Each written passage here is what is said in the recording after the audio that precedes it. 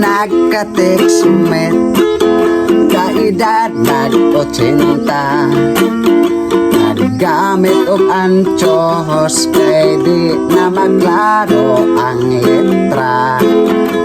Nagsabot ang duha mag-abot yun daw sila. Nahitabo ang wala nila damha. Textmate gamit tong cellphone.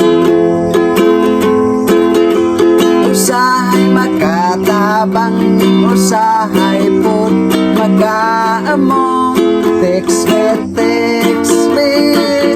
gamit tong cellphone. Ang toplok bisag nagakaon. Doonay nagka-textmate duha ka batanon.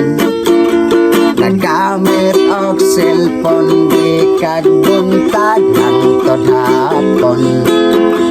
Nagsabot ang duha mag-abot wa gyud madayon. Hadlok mabisto kay batig nawon. Textmate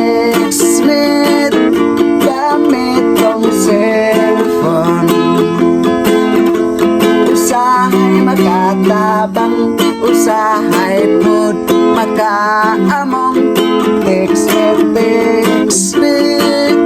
gamit tong cellphone. Ang toplok bisag nagakaon.